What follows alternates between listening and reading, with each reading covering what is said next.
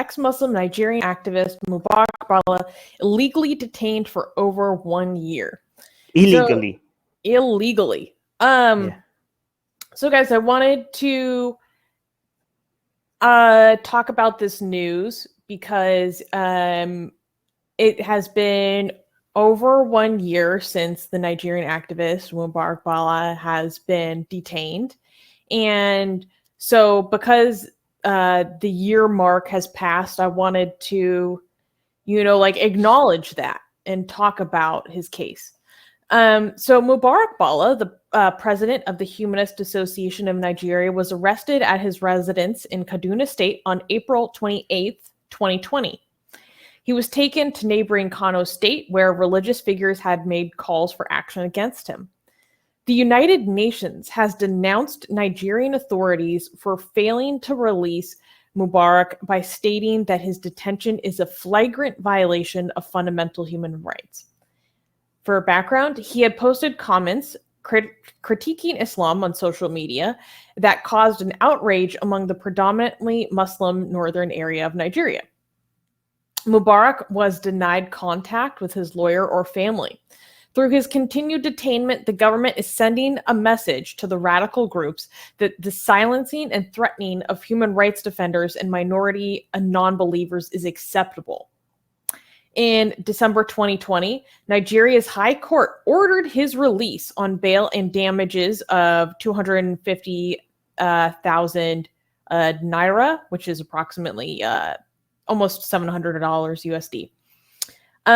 Yet officials have proceeded to detain him. Mubarak's lawyer stated that the police detained Bala on a quote-unquote a holding charge, often used in arbitrary detention where formal charges are not presented. Amina, Mubarak's wife, described the psychological toll on her and their 1-year-old child as unbearable emotional trauma. So you want to read what AGA is saying? Yeah, AGA is saying, this has been going on far too long. Judge ordered his release. Cops used a loophole to keep him, denied access to a lawyer. Yeah, everything about this has just been like calling it a miscarriage of justice, I feel is like sugarcoating it. What's their motivation? I think a lot of it has to do with validating hardliners. Why? Like this, because they have power. They're the majority, especially in the northern states of Nigeria. It legitimizes their radicalism towards blasphemy, where persecution for alleged blasphemers is severe in Nigeria. People get their homes burned down, whole communities destroyed. Guys, this is my own personal speculation, okay? I do not know what the genuine motivations are. Hey guys, if you're a fan of blasphemy and sexy Kali, like me, then that means that you probably want more blasphemous art. Well, I have good news for you. If you subscribe to our newsletter, link in the description below, then you get a free booklet of some of the tastiest blasphemous art available today. So, if you want some of this delicious blasphemy, and we're so generous that we update it for you guys weekly for free, all you have to do is sign up for our newsletter below. You can also go to blasphemousart.com/ebook. That's blasphemousart.com/ebook.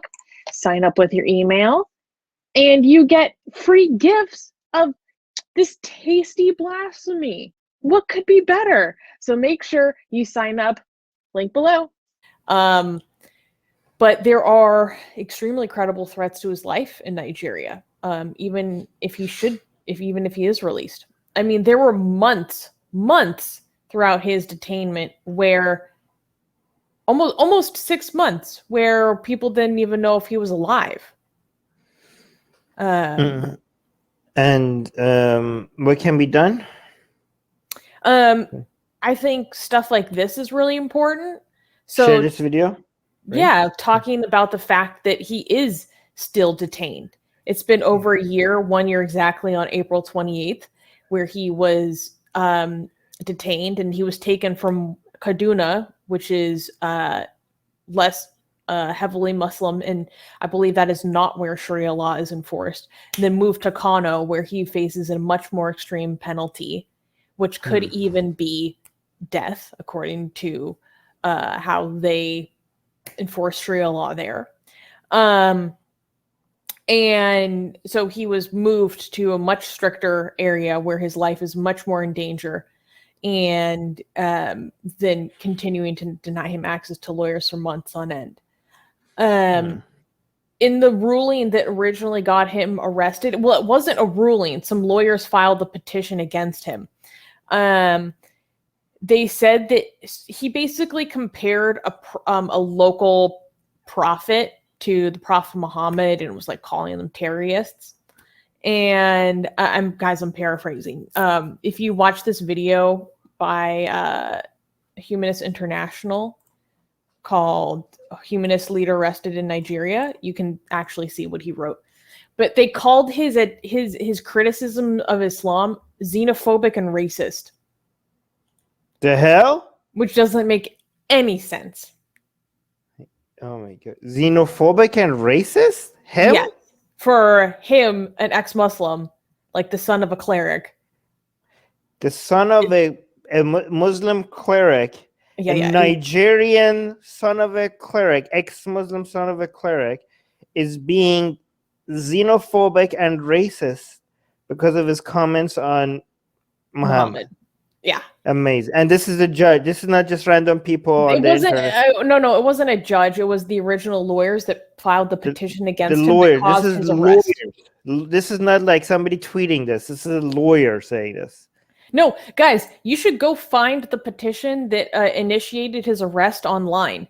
Because in the petition, an argument that the lawyers make for his arrest is that basically it was very similar to the communal disharmony argument that's made in India, basically saying this person, by exerting these words, they're what we would call free expression, they're going to cause this other community to cause violence. So it's basically victim blaming. No, the lawyers were and perpetuating bigotry of low expectations on the Muslims, because it's saying like you have to arrest this guy because Muslims are gonna be. I don't even know if I finished that sentence. So I think Muslims in Nigeria needs to be offended by the people who are putting this man in jail more than the blasphemer, because what the petition to put him in jail was claiming is that his words is going to cause violence. So I invite Muslims in Nigeria to come out and say, how violent do you think we are? How sensitive and how little do you think of us? Like, what is this? You guys are putting this man in jail because you are claiming that his words is going to cause violence? This is your statement on us is more offensive than whatever he had said. That's what the Muslims should come and say. Like, no, the lawyers are offending us.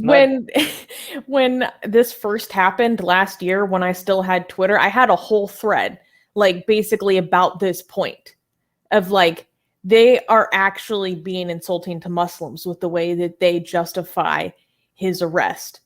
Narumi is saying Nigeria, for all intents and purposes, is a failed state. Mubarak Bala, I disagree. Mubarak Bala is in prison, but terrorists who kidnap school kids roam free. Now they're kidnapping college students too. Yeah. Okay. Yeah. Those are bad and those are very inconsistent. separate issues, I feel like. No. You're right on the inconsistencies, but a failed state, it takes a lot for a state to be called failed state. Like, injustice doesn't make a state failed state. Like, you have to have the government at near of collapse for a state to be considered a failed state. And Nigeria is not even close to that. Nigeria is going to be one of the leading economies in Africa, growing. And in fact, Nigeria is going to be a major battleground for atheists and secular activists. It's the country, it is going to be one of the most populated countries in the world the way that it's going. It already is. Yeah, but it's going to be even more like in Africa, it's already number one, I think. But is in the world is going to be like, I think, one of the top 5 at some point. I forgot the numbers. I think it might already be number 6. Economically, it's also going to grow really fast. And it's a country where both Islam and Christianity are major sources of conflict. And the fact that there's 2 religions is going to make it even harder to... and atheist activism and secular activism and humanist activism is huge in Nigeria. Mm-hmm. And I think like we need to do as much as we can to provide, the platforms and the resources and the attention that the activists, atheist activists in Nigeria require. I'm also very, happy with some Nigerians who are like just so transparent about their activism, even though like these are people at the front. Like, given the risk, it's amazing that they still do this, right? Just to make something clear, this man, right, Mubarak Bala, who is an ex-Muslim in Nigeria, because he's from a Muslim community, he has a Muslim background, they get to do this to him. If he was from a Christian background, these laws wouldn't apply to him in Nigeria. Is that correct? They wouldn't be as severe. There wouldn't be the potential, the death penalty. Right. So basically, Nigeria has 2 different laws for different groups of people. Yeah, they have a form of, I think it's called customary law. That's horrible. Yeah. Yeah. And so, and he can't even make the art, guys, for those who are like, oh, well, he's an atheist now. Well, no, you can't make that argument. He was born a Muslim. So if he leaves Islam, then he is still subject to Sharia court because he's an apostate. You know what does it say about Islam, where because of Islam, Muslims are subject to harsher laws in the same country compared to other people? Like, this is Muslims putting a semi-apartheid situation, inflicting a semi-apartheid situation on themselves. Like, it's not like somebody is coming and enforcing them to be treated as second-class citizens. The Muslims are inflicting harsher punishment on their own community compared to other citizens of the country. Like, hey, let's make ourselves lower class citizens and apply semi-apartheid situations. So that's amazing. It's amazing. Like where their own law basically supersedes constitutional law. Right. Like this is when we say Muslims are the main victims of Islam. This is one example. This is an example. And it's also that's just statistically a fact. Yeah. In so many different ways.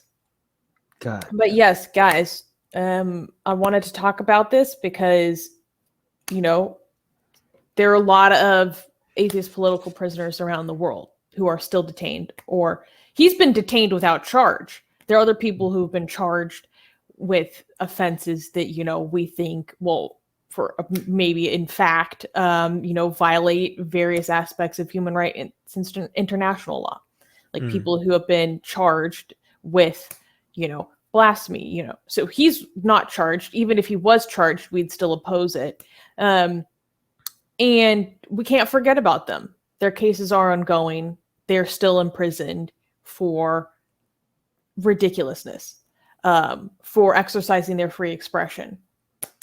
And that's wrong. And so I'm going to continue to keep an eye on his situation.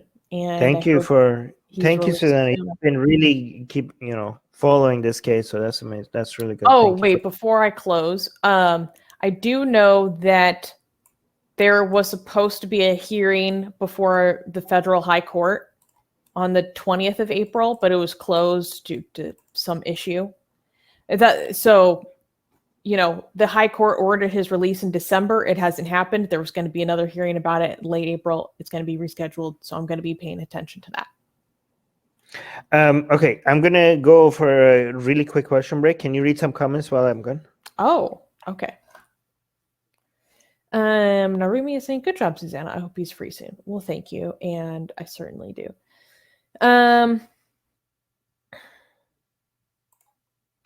What is... Because of Islam, the minorities always suffer more than in any non-Muslim country.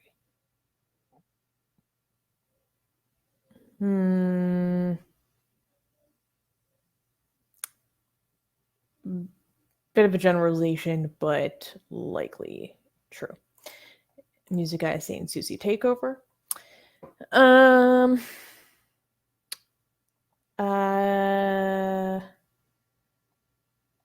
Narumi's asking what happened to Rivka today. She couldn't make it.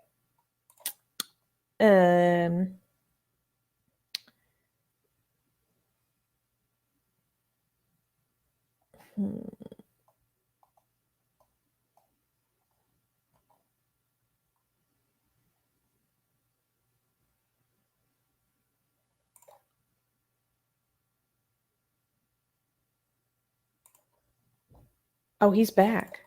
Can we clap? Oh, you want to read this one? Last one before we go. Ishaq Ibrahim is saying, in Nigeria, the Sharia also applies to Christians too in northern Nigerian states that implemented Sharia. Kano State implements Sharia, which applies to Christians too. Yeah, but my understanding is that, I could be wrong, but the penalties aren't as harsh. So like, in a northern state, like a Christian could still be punished with Sharia or punished for blasphemy, excuse me, but they would get like a fine. So I could be wrong, but that's my understanding. Is there a place to a link where we can offer support? Humanist International has does a very good job of updates on his case, so I would tune in to them. And they also have a full website that gives the latest on him. Can't remember it off the top of my head. Shoot, Mubarak. We have the link to this news in the description, and the link to that news links to everywhere else that you need to go. Hey guys, YouTube has fully demonetized our channel for supposedly hateful and harmful conduct, without telling us what we did wrong. If we get to 1,000 patrons, we will be able to keep paying all our team, our editors, our artists, without ever having to worry about monetization again, which would be amazing. Yay! So please support Atheist Republic on Patreon. Link in the description below.